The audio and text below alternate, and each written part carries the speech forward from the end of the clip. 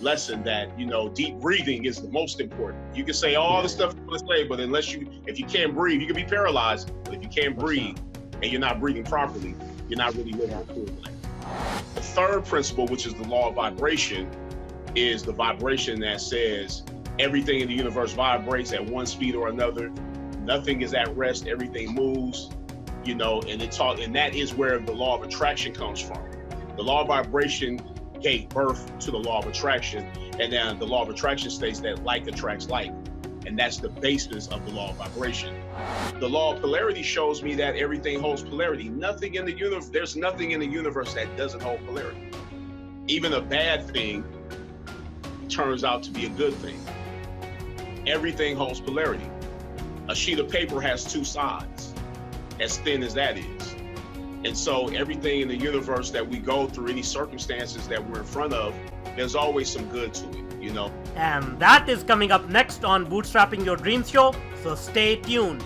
So, the big question is this: how are ambitious people like us, who don't have a lot of resources, did not go to Ivy League colleges, were not born into wealth, how do we become resourceful enough, use our creativity, our dedication, and a little bit of crazy to bootstrap our way to realizing our dreams? Whether it is launching a new company, launching a new app, or making it to the top of the corporate ladder. That is the question, and this podcast will give you the answers. We have created a tremendous community of bootstrappers, entrepreneurs, and professionals who are ambitious, resourceful, and want to get things done. We brainstorm, support, and help each other out. So come join us. Navigate to bootstrapping.group, join today, and get the Startup Founders Technology Accelerator video series absolutely free. If you enjoy this video, then do let us know by hitting that like button now. Or if you want us to improve our content, then go ahead and hit that thumbs down button and give us your honest feedback in the comment section below. Here at Tatternoodle, we are passionate about entrepreneurship, technology, and innovation. Every week, we bring you insightful and engaging videos, interviews, tips, tricks, and strategies to help you grow your business or rise in your corporate profession. If you're new here, please do consider subscribing, and do not forget to hit that bell icon so that you are notified when we publish new content. Hello and welcome to this new episode of Bootstrapping Your Dreams Show. I'm your host Manuj Aggarwal, and today we'll be talking with Kenyatta Griggs. So Kenyatta is a speaker, author, filmmaker, barber, and business owner from Los Angeles. As a CEO of HipHop Motivation, he has produced thousands of hours of content that is accessible on multiple platforms, including YouTube. As a successful serial entrepreneur, he's the founder of Hip Hop Motivation Kidz, author of My Barber's Hand Stink, and co-author of Culture Vultures, a book written with Damon Dash. He's also the proprietor of Bump Assassin, an organic skincare line for both men and women. Welcome, Kenyatta. Hello, how's everybody? Peace to everyone listening. Awesome. So you have a very interesting background. Let's start there. Can you take us down the memory lane and tell us how you got started in entrepreneurship?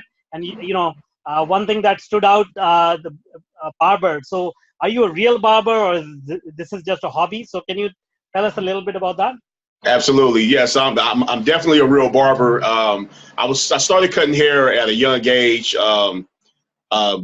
based on my mother not being able to give me money every week to get my hair cut, and my aunt, she bought me a pair of clippers and told me to keep myself up in between haircuts, and my life forever changed because I learned then that I had a gift for cutting hair, and so I went on. I grabbed my beauty college license. I worked at the salon on Crenshaw and 43rd, which turned out to be my salon later on. After about 3 years, I became the owner of the salon, and I met a lot of people through that business, and which also connected me to a lot of entertainers that I cut over the years, and it's been a great blessing, man. I learned a whole lot from being in the hair care business, definitely. Awesome. And I wonder what you can do for me, but that's another conversation. Hey, same thing I can do for myself. As you see. Shave it and clean it. Keep it clean. Yeah. Right. All right. So from there, you went on to, you started a music company, music label. So tell us a little bit about that journey as well. Yeah, well, I didn't. It's not a music label, but what I did was I managed a songwriter producer by the name of Henny the Business. He did all the girls around the world for Young Money. He did Follow My Lead for 50 Cents. Once I got him in the game and connected him with the right people, I backed up from the music business because I didn't really like the philosophy and how a lot of the guys did business. They wouldn't keep their word. There was a lot of cutthroat situations that I've seen and experienced. And so I backed up from that because, I'm a person of character. So I can't do that type of business, for no one. You know what I'm saying? I can't sell out and do all that stuff. So I had to go into my own purpose, which was writing, becoming an author, and speaking and giving people some insight on how to raise their vibration and attract the things they want within their lives. And that's what I'm doing now with Hip Hop Motivation. Okay, so let's talk about that. That's one of my favorite topics as well. So tell us about Hip Hop Motivation, and then we can go deeper into this. Okay. Well, Hip Hop Motivation is a self-help company from a hip hop perspective. It has nothing really to do with music other than me speaking. When I speak over my on my audio books, which is The Secret of Ballin', I actually use music to speak over as a form of just a little entertainment while you're hearing the message. And you can also get it a cappella. And what I plan to do and what I've been doing with this company is providing self-help materials. And so when I got with Damon Dash, all those videos you see on the Hip Hop Motivation YouTube page, those were more case studies and more things that I was collecting to perform, to create more books and projects in the future. And I still plan on doing some things with that stuff. And that's all it was meant for, because I'm not really an interview type of guy, but as far as me sitting and interviewing other people, but as far as how I was going about creating the books and the projects, I had to sit there with him and just do a case study, follow him around and see what his philosophy was, so I could package it in a great book that is now available called Culture Vultures. I see. That's great. And you made a point about raising vibration. So can you tell us a little bit about that, and how did you discover this, and how do you practice it in your own life? Well, absolutely, man. The real true way that I discovered raising my vibration, and at the time I didn't really understand the law of vibration. There's 7 Hermetic principles, and the law of vibration is one of the first 3 principles that are also immutable principles. And when I first learned about it was through showing gratitude based on, no matter what situation I was in. When I got shot back in 2004, the day I started the company, Hip Hop Motivation, laying in the hospital, I was just grateful to be able to breathe, because at the time I got shot in the liver, my lung, and I couldn't breathe.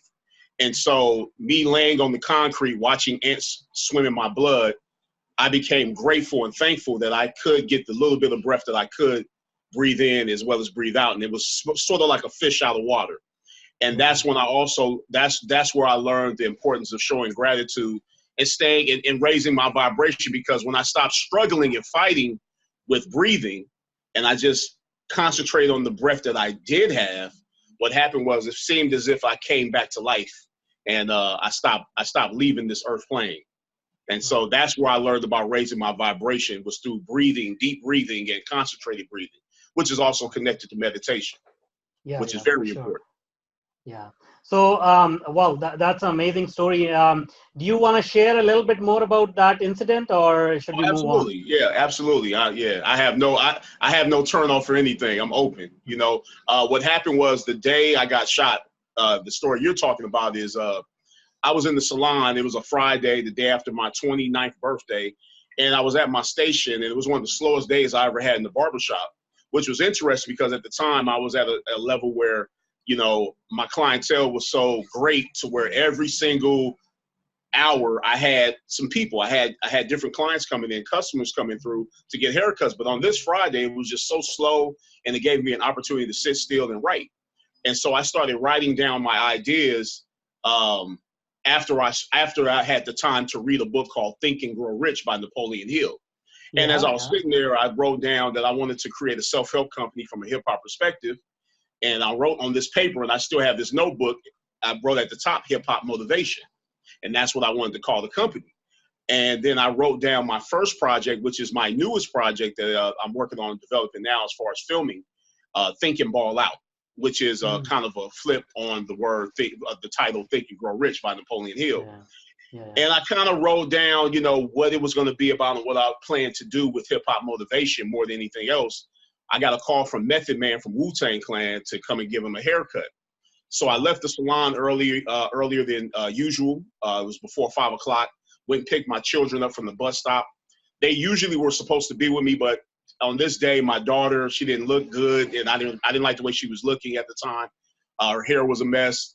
The alarm clock didn't go off, so her mother had to rush to work, get them dressed really fast, and head out the door. So they didn't look right. So I told her I would come back and pick them up later. Ironically, I'm on my way to cut Method Man, so I stopped by my place to pick up my laptop because he wanted me to hook his iPod up. And I didn't make it inside the complex where I was staying at the time, which was downtown LA by Staples Center. And a guy came out of nowhere, put a gun in my face. I ducked. And as I ducked and hit him with the gate, he began to shoot me. And the first shot hit me on my left side, and I just started zigzagging. And as I was zigzagging, this guy was a great shot because he hit me again. He kept hitting me. And I got hit 5 times. 5 bullets entered me. The 6th bullet skipped me over my spine.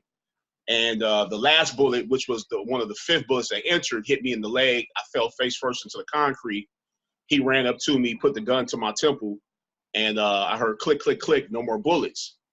And then he ran off. Yeah.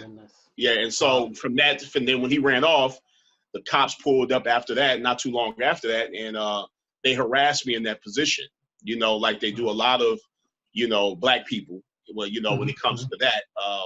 I was laying there, I couldn't breathe, so I couldn't really talk. A cop came up and asked me, what did I do to deserve this? And I told him nothing, please help me. And then the other cop, he said, oh, you must have did something to deserve this. And I was like, oh man, I was like, oh my God, they're not going to give me any help. But, because the vibration was where it needed to be and no one could interrupt frequency, someone had already called from within the complex, and the ambulance, I heard the ambulance screaming in the background. So, there was a point of joy right there, like, oh, thank God. And so when I got in the ambulance, same thing happened. They weren't very attentive, because out here in Los Angeles, like all over the United States and all over, a lot of black men are looked at off the back as gangbangers or some form of thug or all this different type of stuff. And I've never gangbanged a day in my life, and I'm from Los Angeles. I never walked up to anyone and robbed them. I've never, held a gun to anyone, but it was just a fortunate situation, I call it now, that occurred because I came through it. And coming through that, that's when I really learned the truest lesson that, deep breathing is the most important. You can say all the stuff you want to say, but if you can't breathe, you can be paralyzed. But if you can't breathe and you're not breathing properly, you're not really living a full life. Wow. Amazing story. So now tell us a little bit about, the rest of the principles. So you described 7 principles, and the first one being raising your vibration. So can you describe to us the other 6 principles as well? Right. Well, the first principle is the law of mentalism, which says that the mind is all, the all is mind, and the universe is mental, meaning that in order for you to change your surroundings, you must first change your mind. And that really that's the beginning of all change, is psychology. And then the second principle is the law of correspondence that says, as above, so below, as within, so without, meaning that the outer world is a reflection of the inner world, and that the outer world is also the inner world. And it's the same, the macrocosm is also the microcosm. We're the microcosm, but everything out in the universe that we see or that we know of is within us. Everything below us is within us. And all the minerals and everything it took that produced that soil and that tree is within us. And we learn this when you get into the periodic chart, when you're going into chemistry, as we all know, in high school. And then the third principle, which is the law of vibration, is the vibration that says everything in the universe vibrates at one speed or another. Nothing is at rest. Everything moves, and that is where the law of attraction comes from. The law of vibration gave birth to the law of attraction.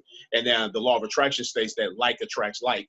And that's the basis of the law of vibration. And those first three laws are immutable, like I said before, which means they can't be broke. They exist no matter what. And so after that, then you have a law called the law of polarity. The law of polarity is a mutable law, which means that you can affect the polarity of things based on your own perception, based on how you feel. And so in connection to the law of vibration, because the law of vibration, again, deals with the feeling aspect. How you feel is what really truly attracts things into your life through the law of correspondence, through the law of mentalism. What you think, what you feel, and your emotions that you hold within through the heart frequency, which is the most powerful frequency, is how you attract things into your life. You know, the feeling always gets the blessing, as I say on my project. And the law of polarity deals with everything has poles, everything has a polar opposite. You know, hate and love are different degrees of the same thing. Hot and cold are different degrees of the same thing. If you were to get a thermometer, you couldn't tell me where heat begins and cold ends. They're just different degrees of the same thing. And when you begin to look at that philosophy, you begin to understand the next principle, which is the principle of rhythm. And the principle of rhythm means it says that the upswing matches the downswing and the downswing matches the up. And rhythm compensates. So what that means, the compensation aspect of rhythm means that what you put in is what you get out. So a lot of people under the law of rhythm, you know, let's just take it to the park when little children, when our parents put us on a swing and began to give us that initial pullback or that initial push. And under the law of rhythm, everything that you go into has an initial pullback position, meaning that if you choose to lose weight, you don't lose weight in one day. You lose weight, losing weight or developing the body temple is a process that happens over time. So in the pullback, a lot of people give up in the pullback because the pullback is where that's the beginning and where you don't really see the results. But when you start seeing results is when you understand that you have to let go and allow the universe to bring these things to you through all of your efforts. So as the swing lets go and it begins to go into the upswing, you have to keep in mind also, once you're in that upswing will always return to a downswing. So what you have to do is transcend the swing and look at both ends of the swing as one and the same. Good times are also bad times. Bad times are also good times. And you have to look at them as such. And this is what they talk about within the Bible when they talk about, you know, the story of the character Jesus that they use in the Bible. And they talk about him walking on water. The walking on water aspect means that he was above mere carnality. He was above the waves of the ocean. He was above the ebb and flow of life. He treated both as one and the same. And that's what we have to do as individuals, is raise our vibration and transcend the swing. The next law is the law of, I'm on the law of polarity. The next law is the law of cause and effect, which states that every cause has an effect and every effect has its own cause. And so what that means is that we don't change things in the effect, we have to produce a new cause. So if you're into working out, in order to see the results you want to see, you have to create a new regimen of daily rituals that you do to get your body temple to where it needs to be. And that's what it means to create a new cause. The daily ritual is the cause, the results are the effects. Awesome. Okay. Awesome. Then after we have the law of cause and effect, we have a law called the law of mental gender. Now, what mental gender states is that the masculine feminine principle is within everything in existence. Okay? Every human being, everything you see would not exist without the masculine feminine principle. And so with this access and understanding this law, we understand that we have access to both the masculine and feminine principles within ourselves. When we're us being men or a person being a woman, she has access, we all have access to the same thing. And on a higher level, there's three planes of existence. We have the physical plane, which is the lower plane. We have the mental plane, and then we have the spiritual plane. The spiritual plane is where you see your subconscious situations, you know, and that's also in the mental plane. So the subconscious mind is the feminine aspect. The conscious mind is the masculine aspect. And when the conscious mind plants the seed of DNA of thought, because thought is DNA, you know, when you plant that seed in your subconscious mind, the subconscious mind never rejects it and gives birth to it. But where the abortion takes place or where the birth stops is through disbelief of the conscious mind. And so that's what mental gender is. Those are 7 Hermetic principles. That's from the law of Tahuti, out of the land of ancient Kim. The Hermes Trismegistus is the Greek depiction of Tahuti.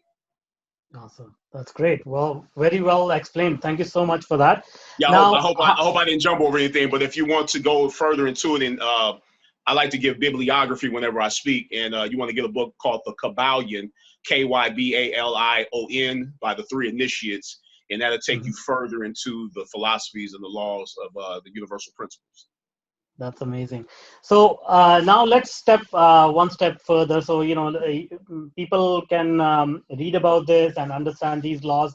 How do you actually implement them in your life? So, you went through a very traumatic experience. Getting shot 5 times is no joke, for sure. How do you keep yourself composed? How do you, that's an extreme situation. But let's just say, your daily lives, you're trying to get raise a family, you're trying to do the right thing, you're trying to get a job, trying to run a business, but life is challenging. You run into so many obstacles every day. 98% of the time things don't go your way. How do you compose yourself and be grateful for what you have? Well, that's a great question. For me, what I found out is that it takes a lot of work to stay balanced within the world, within this universe. And what that means is that you're constantly going to be working on yourself. No human, everyone in the human form is flawed. The source energy within us is God. But in the human form, we make folly, we make mistakes, we do these different things.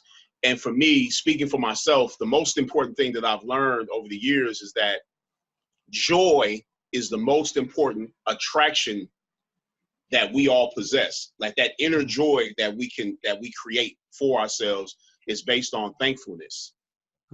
Basically is created through not being so possessive with the things we have and our family members and our relationships and all this stuff. Excuse me. It's based on us allowing the universe and understanding that everything that we're going through, any circumstance that we're faced with, there's always room for gratitude. Yeah. Even with me laying on the ground with bullets in me, that experience alone had brought me forth and brought me forward to where you see me now. And I'm actually doing things towards my purpose every single day. And I'm still a barber, but I'm fully enmeshed into Hip Hop Motivation now more than ever. So after I did the Culture Vultures book, so I would say that gratitude increases joy, the vibration of joy, because joy is such an important aspect of going through life and transcending the pendulum swing of ups and downs. If you don't have joy, inner joy, it's hard for you to really be happy and feel good about yourself.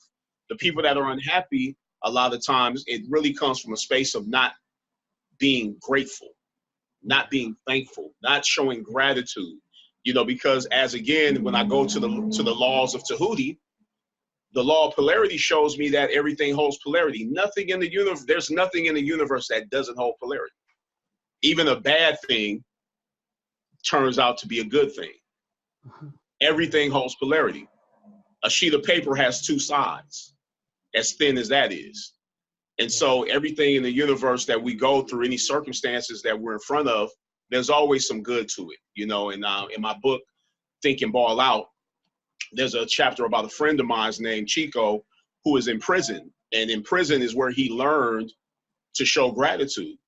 He actually transcended the circumstance of him being locked up in prison through showing gratitude, through visualization exercises, through planning out what he was going to do once he got out of prison. And whether he got out of prison or not, which he did eventually, it's all based on how you look at a thing, because everything holds polarity. These guys are able to read more, write more, see more, sleep more, than the average person. So someone in prison can probably say that to themselves to bring them forward to start feeling inner joy, because inner joy is a vibrational frequency that pulls more into your life to be thankful for. because we're human beings that radiate energy. Yeah. You know, we radiate energy, and what radiation means is we give off this energy because and from giving off this energy, we pull these things into our lives. All of your experiences have been pulled into your life based on what you radiate. Mm-hmm. And that's what I do. I just concentrate on creating joy. When I feel down, I start thinking about the things to feel up about, you know, and it could be worse. Different things can be, yeah, you can look around, you might not like the place you're living in, but there are a lot of people out there homeless, you know, and you don't have to use them as bait, but there are a lot of people that don't have what you have. There's a lot of situations out here to be grateful that you're not in that situation. Absolutely. For sure. Yeah, very well said. Now, one thing because I'm completely in tune with what you're saying. It's resonating with me because I'm on similar journey and I have discovered these principles through different paths as well. But the key thing is, I also had a traumatic experience. You know, I lost someone dear to me, and that shifted my energies, shifted my focus to a great extent. And in your case, you had a traumatic experience, and in your friend's case, he got into prison. So, have you noticed that people go through some sort of extreme event, only then sort of they wake up and they start to go towards these principles, or have you come across people who are inherently awake, if you will? Yeah, absolutely. A lot of people, I mean, a lot of times, you know, that's how our inspiration works. You know, they say pain pulls you, you know, because, you know, going through pain sometimes, pain is the ultimate wake up, you know, for a lot of us. Sometimes we don't hear the things, to hear the call within our hearts. We don't have a strong intuition of where we need to go.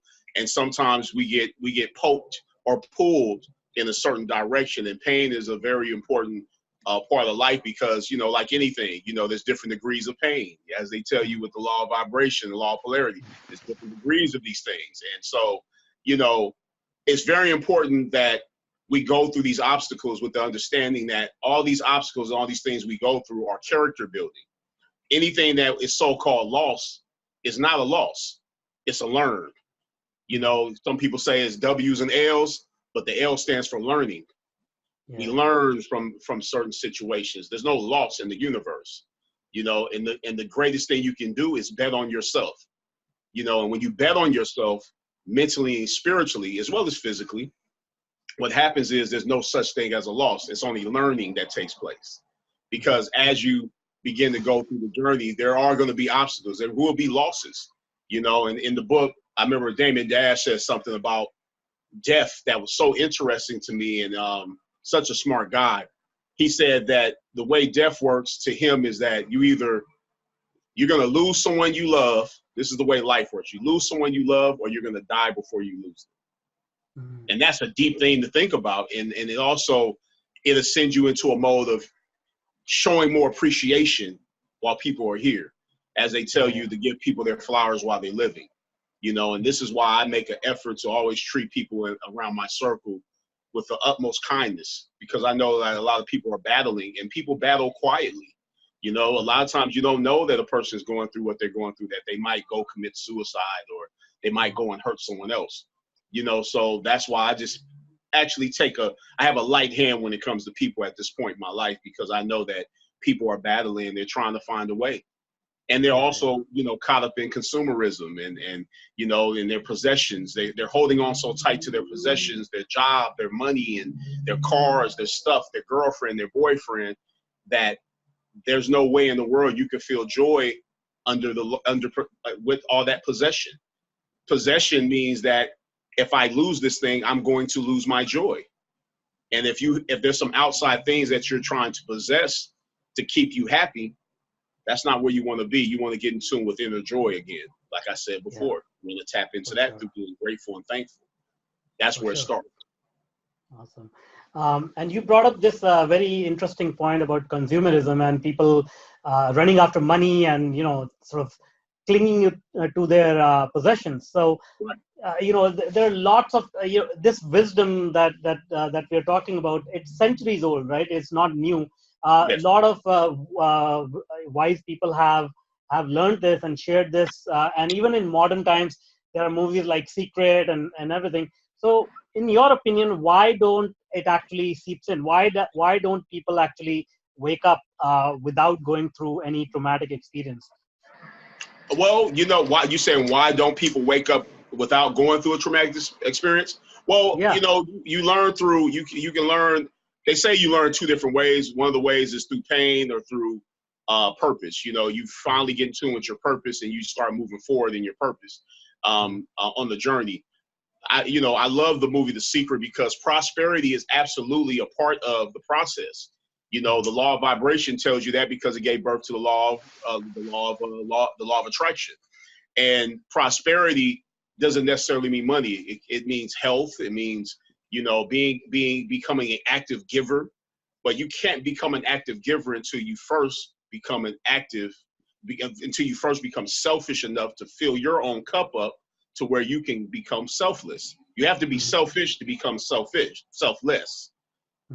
I tell people this all the time. There's no way that I can loan you money unless I have money to loan you, you know? And so it's very important that people understand that prosperity is not just money, and that all these things that are out here, these books and these movies and these interviews like the one we're having now are very important to increase the vibration of the next generation and and so on and so on. You know, and this is what's going on right now because consciousness is key. Consciousness is king. And once you get in tune with yourself, then everything else begins to make better sense for you. And then you get into alignment with what is really for you. You know, everyone's mission is not to be a rapper or a singer or a dancer or a movie star. You know, there's some people that want to bake cookies and want to go into a cookie business. And that doesn't mean they're any different than the person that's making millions of dollars shooting a basketball. It's all about you getting in alignment with what you love and what you like to do. And that's where prosperity comes in. That is true prosperity, when you're happy with what you're doing. And so many of us are not happy. Yeah.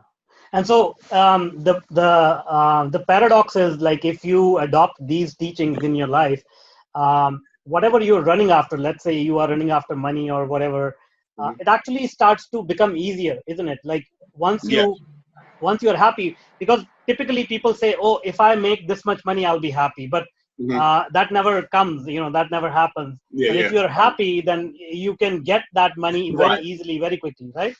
You absolutely are right. And that's it's interesting that you said it like that, because the way it works through the law of correspondence, when you begin to understand the law of correspondence, is that it says as within, so without, as above, so below. The things that you have increases the action of having more. And that's what it tells you within scripture. When you go into a chapter like Matthew, I forgot the verse, but it says those that have not, that which they do have will be taken away from them and given to those that have. And what that philosophy means and that scripture means to me is that to have is an inner thing. So you have to begin to look at everything, on your body temple, anything you can do. If a person's in a wheelchair, they should be happy that they're able to breathe, or able to roll their wheelchair, if they're able to use their hands or able to speak. You know, there's always something to be grateful for. And that's what that philosophy is telling you, is that what you're grateful for opens the floodgates for you to be, for things to be more grateful for. So joy and happiness are very, very important. Inner joy and inner happiness is very important. But don't let your inner joy and your happiness be based on something outside of yourself. You want your inner joy and your happiness to be based on the internal frequency that lies within you, where you begin to use the law of polarity to look at everything as one and the same, and you look at the good that comes out of every situation, including death. You know, that person is free from this body temple now. They're back into the essence of which they came, you know, because we've been taught to look at death as bad and life as good.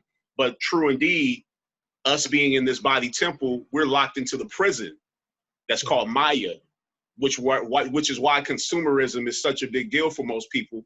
But I don't know if you've been to any funerals as of recent, and I'm sure you have, as you said, you lost someone you love. No one takes any of that stuff with them. And even if you put it in the coffin or the urn, it means nothing. Yeah. You see what I'm saying? Because the truest essence of ourselves is the spiritual essence. Yeah. The physical essence is just for us to move around and do what we need to do. Yes, pay your bills. Yes, make your money. Because also when you make this money and you're doing these things, that shows you what frequency you're on, because money is a frequency. That's why it's called currency. You don't spend money, you circulate money. Cool. And that's what it is. Great. And now one of the last questions. So what is your goal with Hip Hop Motivation? What are you trying to do? What is your purpose? My sole purpose is to elevate the consciousness of all people that get in tune with hip hop motivation. All races of people, all genders, from the LGBTQT and Q, everyone involved that wants to raise their consciousness. I am happy to speak with them. I'm happy to that they're continuing to support me. I'm not cutting off anything, or anyone from enjoying the raising of consciousness. And that's all hip hop motivation is about. And that's what it will continue to be about. It's to help people raise their level of consciousness. Great. That's awesome. Well, this has been such an interesting conversation. Unfortunately, we are running out of time, but I would love to bring you on for another conversation and talk anytime, about these man. topics. I really appreciate you having me on. Thank you to the listeners listening. And this was a great conversation. Thank you. Yeah. Can you tell us how people can reach out if they want to connect with you? Yeah, absolutely. I'm on Instagram more than anything else. They can go to hip_hop_motivator. That's my Instagram handle. And then I'm on Facebook, not on Facebook as much, under Kenyatta Griggs, and that's Khari, which is my middle name. And or they can hit me up at Ballin Info, BALLIN info, INFO @gmail.com. There's no G on the Ballin, but it's Ballin. And they can go to my website at myhiphopmotivation.com. myhiphopmotivation.com. Thank you for having me on. I really appreciate it. Thank you so much. And that's all for now. Until next time. Now, if you're an entrepreneur or a career professional, then I invite you to join our growing community.